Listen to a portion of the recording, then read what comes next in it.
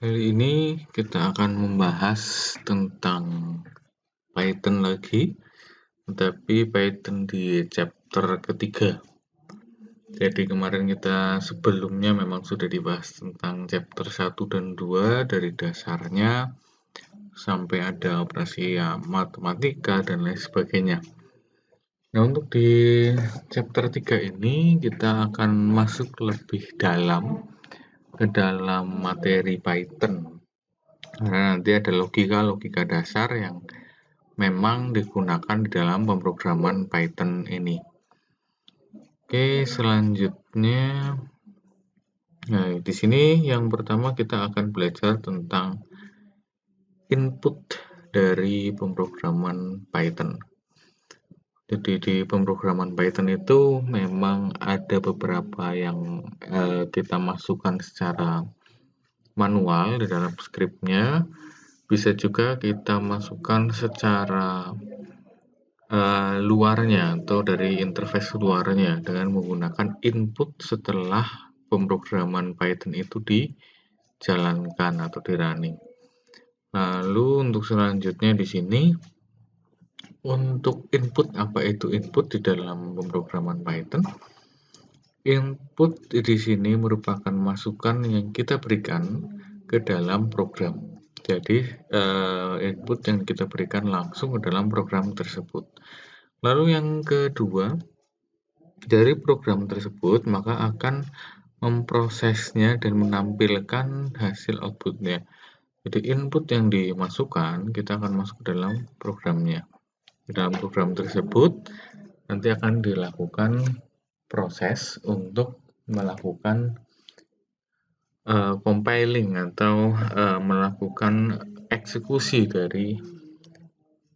dari program tersebut.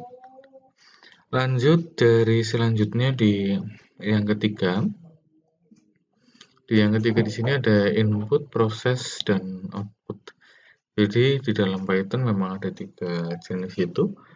Input yang akan kita bahas nanti.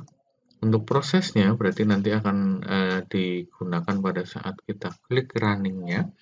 Lalu output akan memberikan keluaran hasil dari input yang diberikan lalu di dalam akan diproses. Jadi nanti hasil dari pemrosesan itu yang dilihat dari inputnya akan dilihat pada outputnya. Itu adalah inti dari semua program komputer. Jadi inti dari program komputer itu memang ada input, proses, dan output. Tidak terkecuali untuk pemrograman Python ini. Itu memang ada proses tersebut. Itu seperti itu. Untuk selanjutnya di sini bagaimana sih kita memasukkan script atau cara untuk memberikan input di dalam pemrograman Python ini.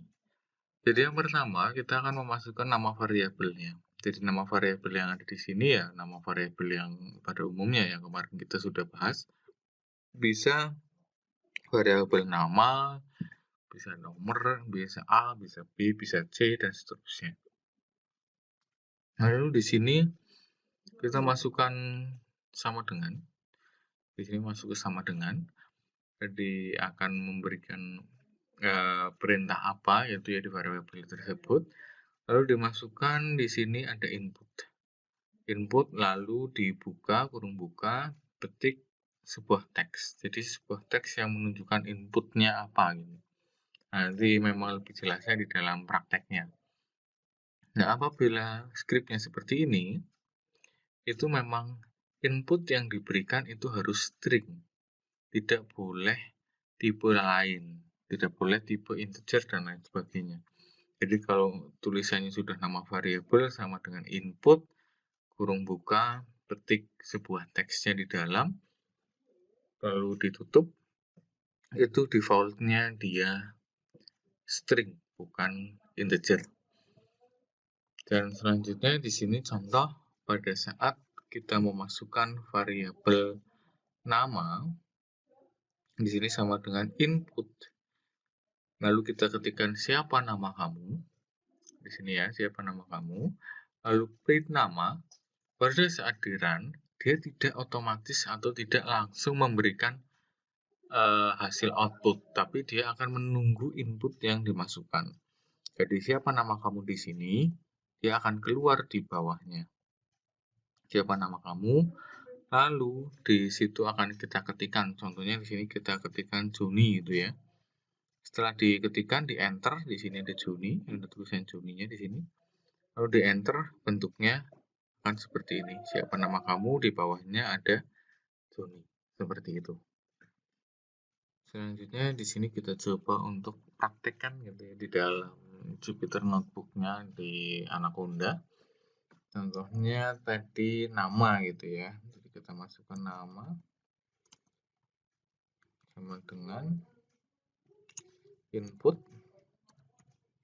Nah, seperti ini. Nah, di sini kita akan masukkan pertanyaannya apa atau di situ kan akan muncul feed untuk memasukkan karakter yang akan kita jadikan input. Jadi di sini kita masukkan contohnya tuliskan nama Anda. Nah, seperti ini juga bisa. Lalu selanjutnya di bawahnya akan di print untuk menampilkan hasil dari nama. Nah, setelah kita running, dia akan menghasilkan seperti ini. Jadi tuliskan nama Anda ini diambil dari tuliskan nama Anda di sini. Jadi ini akan terbawa ya, seperti itu. Nanti selanjutnya kita akan tuliskan siapa nama Anda gitu. Contohnya tadi namanya Joni gitu. Nah, setelah ini kita klik enter.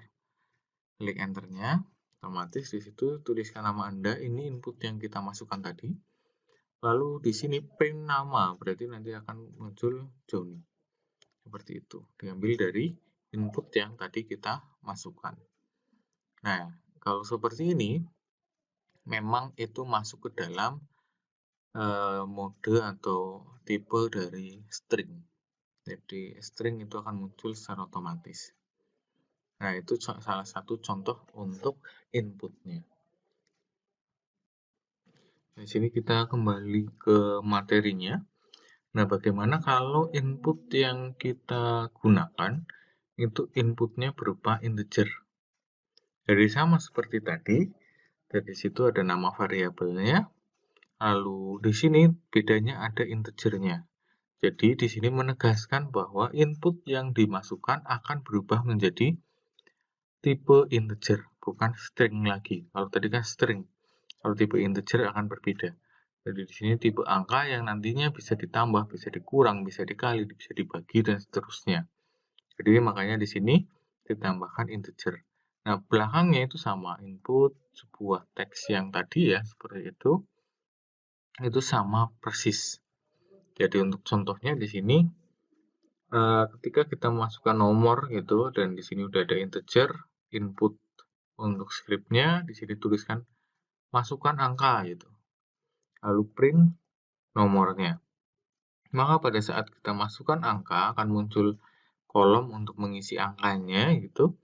Lalu setelah di enter, nanti hasilnya akan seperti ini. Angka yang tadi kita masukkan contohnya 10. Lalu di situ akan menampilkan variabel dari angka tersebut. Jadi 10 seperti itu. Nah, ini selanjutnya. Di dalam operasi matematika juga bisa menggunakan input dari integer tersebut. Contohnya di sini angka 1. Angka 1 dan angka 2 nama variabelnya. Pada saat integer input, lalu kita masukkan angka 1, angka 2 itu ya, hasil angka 1 ditambah angka 2. Jadi variabel hasil itu merupakan penjumlahan dari angka 1 dan angka 2. Jadi pada saat kita lakukan print hasil dari penjumlahan angka 1 dan angka 2, koma lagi memiliki nilai, koma mengambil variabel hasil. Di mana nanti variabel angka 1-nya diambil dari variabel angka 1, lalu untuk angka 2-nya diambil dari variabel angka 2. Nah, nanti setelah itu, di sini ada variabel hasil diambil berarti dari hasilnya, variabel hasil. Jadi akibatnya apa? Hasil outputnya apa? Jadi kita di angka 1 sudah memasukkan contohnya 10, di angka 2 contohnya 20. hasil dari penjumlahan 10 dan 20 maka memiliki nilai 30, di mana 10 itu diambil dari variabel yang namanya angka 1, dan 20 itu diambil dari variabel angka 2, dan 30 di sini diambil dari variabel hasil. Jadi nantinya akan menjadikan output atau hasil keluaran dari perintah yang kita masukkan atau script yang kita masukkan hasilnya yang seperti ini. Ini contoh ketika kita masuk ke dalam Jupyter-nya ya di Anaconda.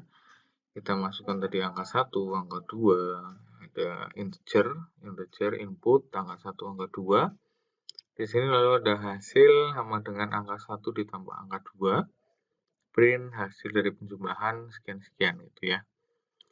Jadi untuk kita coba, contohnya kita langsung run saja. Nah, angka 1 berapa? Kalau tadi 10, saya ganti menjadi 20. Lalu di angka keduanya, kalau tadi 20, sekarang saya coba menjadi 40.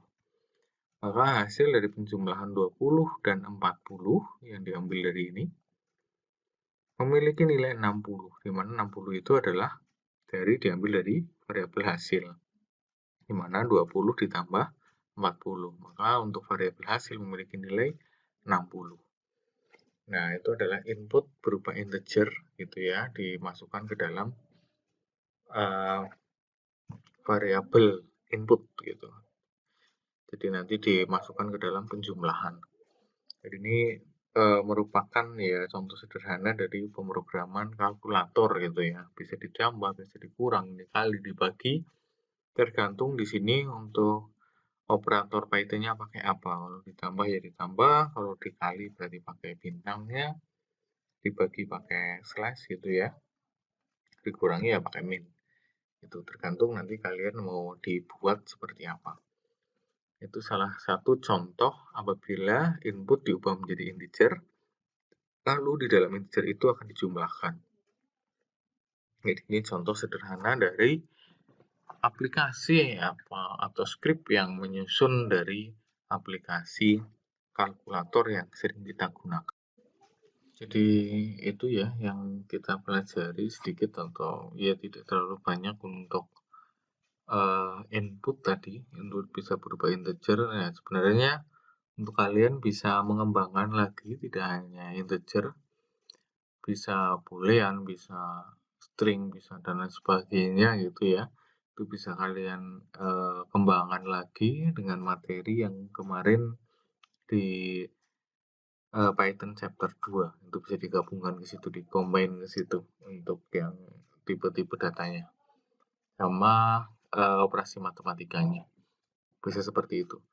Lalu untuk selanjutnya di sini kita masuk ke dalam kondisi logika. Jadi kalau sudah masuk ke logika berarti nanti ada if. Ini sebenarnya masih ada beberapa materi lain, tapi mungkin ini merupakan materi terakhir di Python gitu ya. Jadi nanti kita bahas tentang kondisi-kondisi logika dari Python tersebut. Jadi ada if, nanti ada logika 1, logika 2, logika 3, mana yang akan memenuhi logika tersebut gitu. Jadi nanti kita akan membahas itu secara tuntas. Mungkin rada banyak kita menggunakan logika di sini karena kita harus menentukan nanti hasilnya seperti apa nanti endingnya. Jadi nanti istilahnya masuk ke dalam logika 1 itu sudah benar atau belum, ke logika 2 benar atau belum, dan seterusnya. Kita masuk ke dalam kondisi tersebut. Jadi untuk selanjutnya di sini yang pertama akan kita bahas itu menggunakan kondisi if. Jadi mungkin if di sini ya memang kita belajar dari awal mungkin sudah memahami tentang kondisi if ini. Biasanya if memang digunakan untuk bukan pemrograman ya, biasanya menggunakan Excel. Kalau Excel itu memang biasanya gitu ya, kita menggunakan kondisi if tersebut. Nah, sebenarnya kondisi if yang ada di Python ya tidak jauh berbeda dari kondisi yang ada di Excel tersebut. Cuma memang kalau di Excel kan kita menggunakan script yang ada di Excel ya, sama dengan if, else atau if, kurung buka, terus kita nyari kolomnya dan lain sebagainya.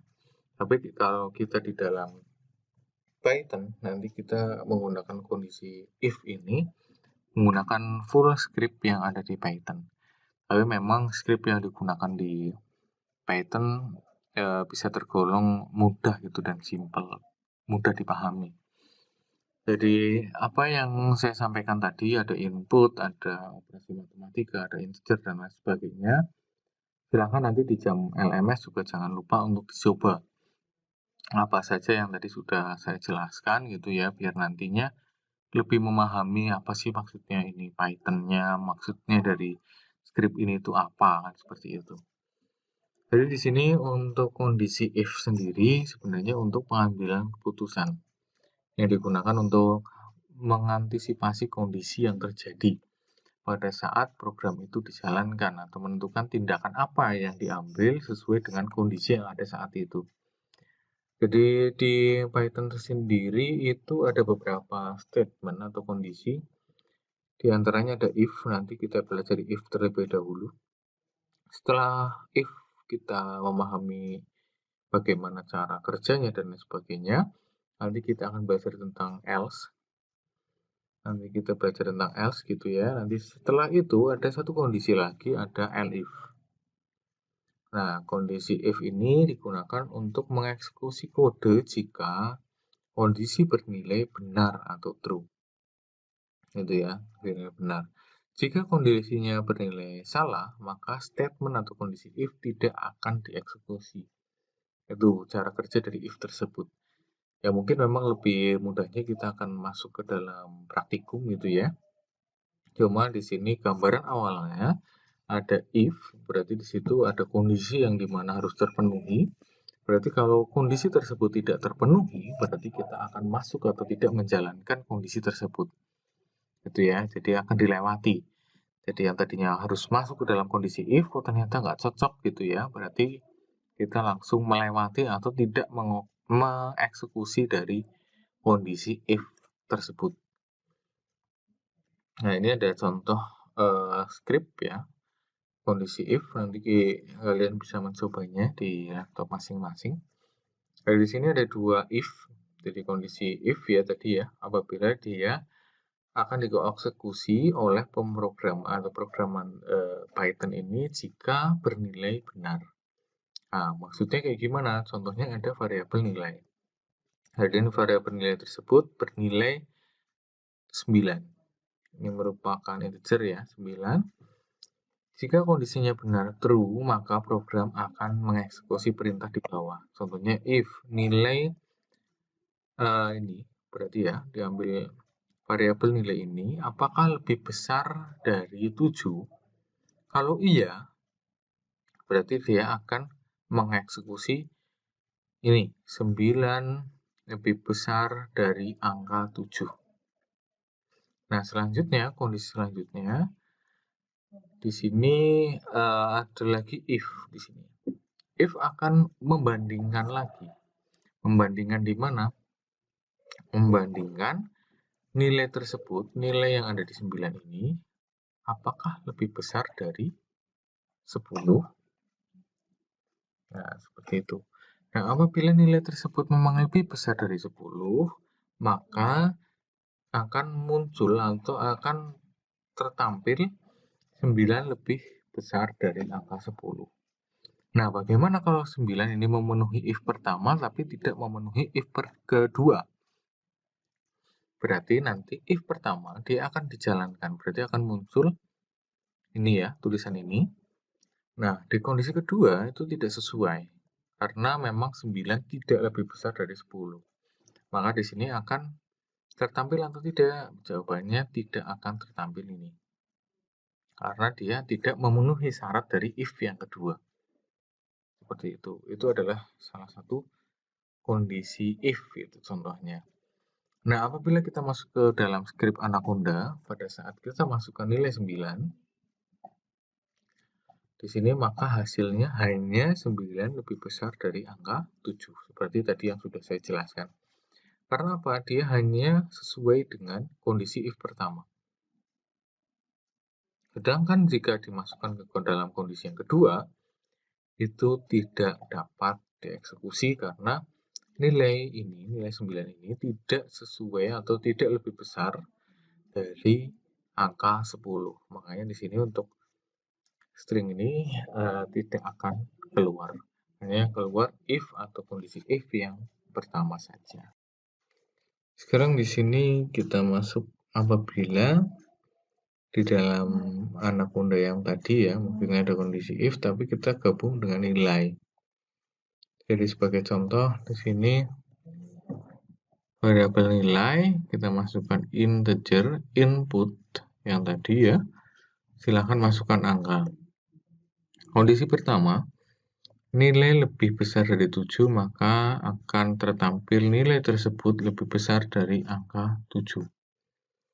Lalu apabila if yang kedua atau kondisi yang kedua ada di sini, itu nilai lebih besar dari 10, maka akan tertampil nilai tersebut lebih besar dari angka 10. Nah, di sini pada saat silahkan masukkan angka tertampil ya di script pertama, tampilannya seperti ini, silahkan masukkan angka 30. Contohnya kita masukkan 30. Berarti 30 ini kan memang lebih besar dari angka 7 dan angka 10. Maka dia memenuhi dua kondisi if tersebut. Jadi if pertama dia terpenuhi, if kedua dia terpenuhi. Maka hasilnya nilai tersebut lebih besar dari angka 7 dan nilai tersebut lebih besar dari angka 10. Kedua kondisi ini sudah terpenuhi, maka akan tertampil dua-duanya. Kalau semisal dituliskan di sini contohnya angkanya angka 8 pasti yang muncul hanya nilai tersebut lebih besar dari angka 7. Gitu ya. Jadi nilai tersebut lebih besar dari angka 10 tidak akan dieksekusi. Nah, bagaimana kalau semisal kita masukkan angka 1? Berarti di bawahnya tidak akan keluar gitu karena tidak memenuhi dua kondisi tersebut. Seperti itu. Ini contohnya ya, kalau kita masuk ke Jupyter Notebook-nya di Anaconda. Jadi silakan masukkan angka akan keluar di sini, kita masukkan di sini contohnya yang tidak masuk ke dalam kedua kondisi tersebut. Contohnya kita masukkan nilai 3, berarti tidak lebih besar dari 7 dan tidak lebih besar dari 10. Pada saat kita enter, hasilnya kosong. Karena dia tidak memenuhi kondisi pertama dan tidak memenuhi kondisi yang kedua. Jadi contohnya di sini kita lanjutkan, kita masukkan nilainya 8 gitu. Pada saat dijalankan berarti nilai tersebut lebih besar dari angka 7. Ini. Tapi yang di bawahnya tidak tereksekusi. Kalau contohnya lebih dari angka 10 berarti di sini 12 contohnya.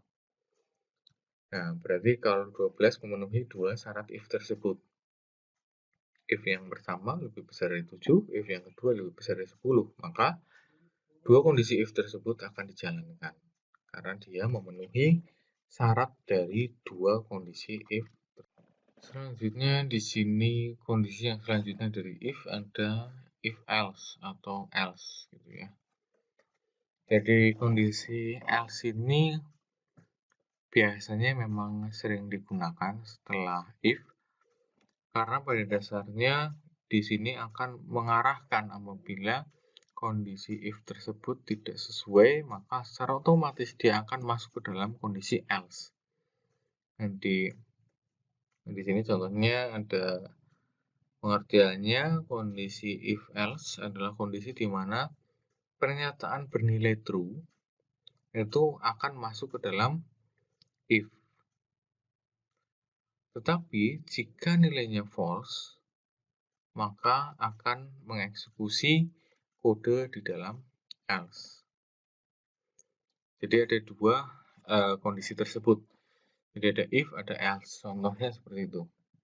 Jadi kalau memang terpenuhi di dalam kondisi if, maka dia akan menjalankan kondisi if tersebut. Tapi kalau semisal memang di situ tidak ada yang memenuhi kondisi if, maka di sini akan secara otomatis akan masuk ke dalam else gitu. Nah, contohnya di sini contoh skripnya.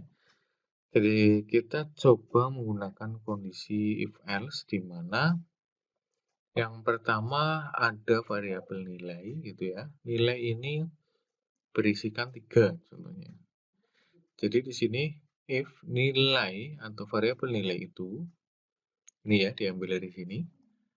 Jadi lebih besar dari 7, maka akan tertampil selamat Anda lulus. Tapi jika tidak terpenuhi syarat ini, jadi tidak lebih dari 7, maka akan secara otomatis masuk ke dalam print maaf Anda tidak lulus. Jadi kalau semisal di sini kita masukkan nilainya adalah 3, berarti nilai di sini berubah menjadi 3. Nilai lebih besar dari 3 enggak? 3 ini ya maksud saya. 3 ini lebih besar dari 7 tidak? Kalau memang lebih besar, maka akan tertampil selamat Anda lulus. Tapi kalau memang tidak lebih besar, itu berarti ini tidak akan terpenuhi. Tapi yang akan dieksekusi atau ditampilkan yang mana? Yang bawah. Yang else-nya. Karena kondisi 3 ini, nilai 3 ini tidak memenuhi syarat if ini. Maka secara otomatis dia bernilai false. Bernilai false akan diambil dari perintah yang ada else-nya. Jadi dia akan menampilkan maaf Anda tidak lulus. Jadi kalau semisal kita masuk ke dalam Anaconda yang Jupyter Notebook-nya, kita masukkan script yang tadi itu ya. Nilai sama dengan 3. Maka di situ if pertama nilai lebih besar dari 7, jawabannya tidak ya. Berarti untuk if pertama ini tidak dieksekusi. Secara otomatis apabila ini tidak dieksekusi, maka dia akan masuk ke dalam else yang di bawah. Print, maaf Anda tidak lulus. Seperti itu. Jadi itu salah satu contoh untuk script else-nya.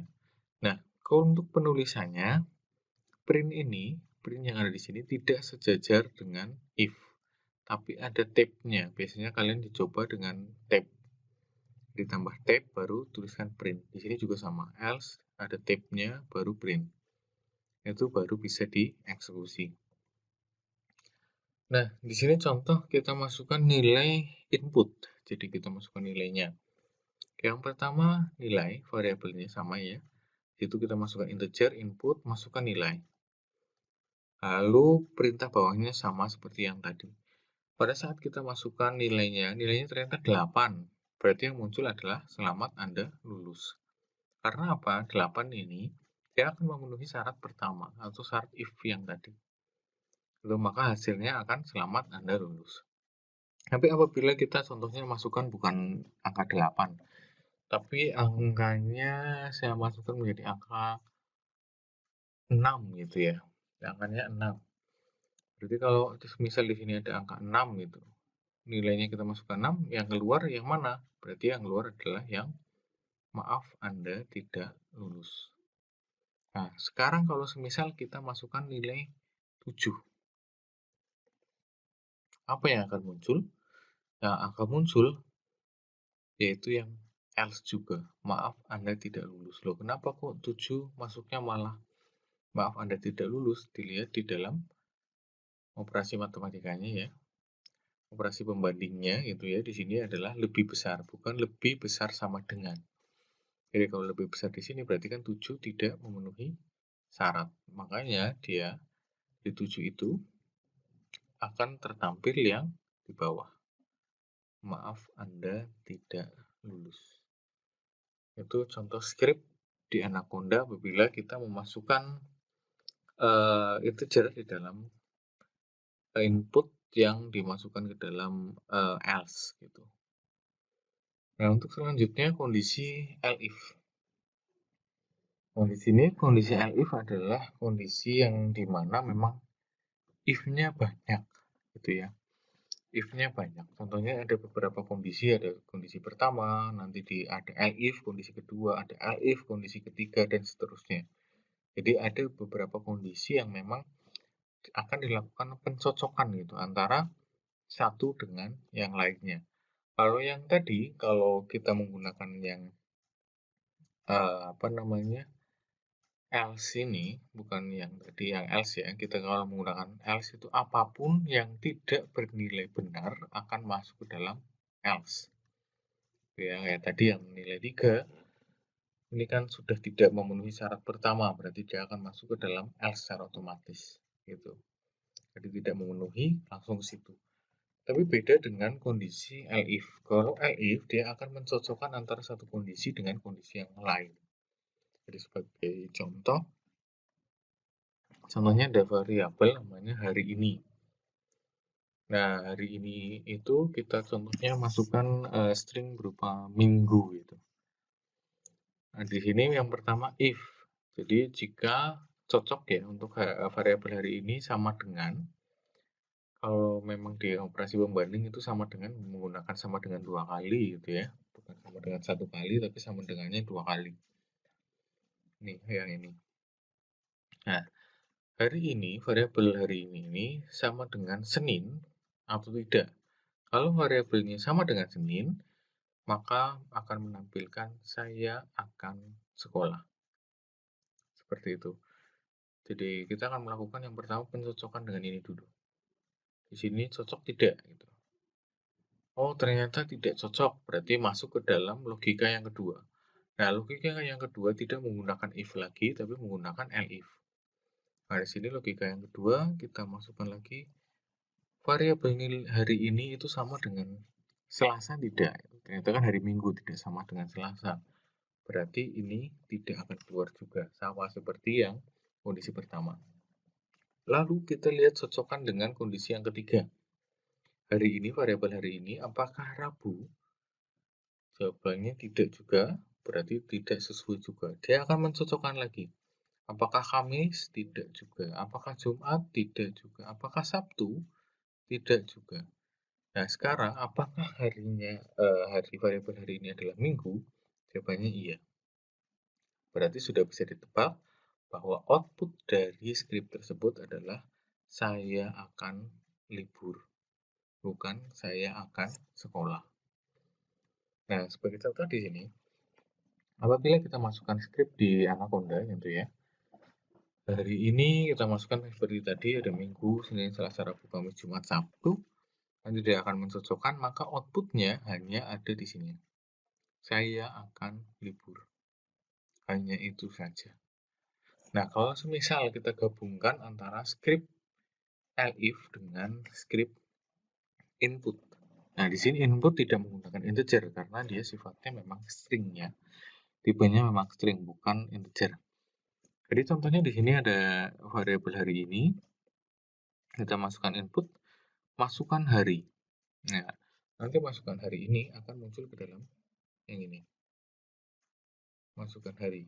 Nah, kita contohnya kita masukkan Senin. Berarti apa? Yang pertama, if yang pertama, Senin, apakah itu Senin? Berarti saya akan sekolah. Selanjutnya tidak sampai situ, dia akan mencocokkan lagi ke elif yang ada di bawah ini. Tapi ternyata di elif ini tidak ada yang sama. Berarti dia hanya menampilkan saya akan sekolah. Seperti itu. Nah, nanti di dalam pembelajaran itu setelah sudah dipahami bagaimana cara menggunakan kondisi input dan kondisi if tadi, elif dan else itu ya. Jadi silakan sebelum ada tugas, silakan kalian coba di dalam Anaconda gitu ya. Dipahami lagi Anacondanya seperti apa, terus nanti untuk memasukkan skripnya seperti apa, diingat kembali, oh ternyata kayak gini. Terus masukkan skrip-skrip yang sudah tadi saya jelaskan dari awal sampai akhir. Dipahami tujuan dari skrip itu apa, outputnya bagaimana.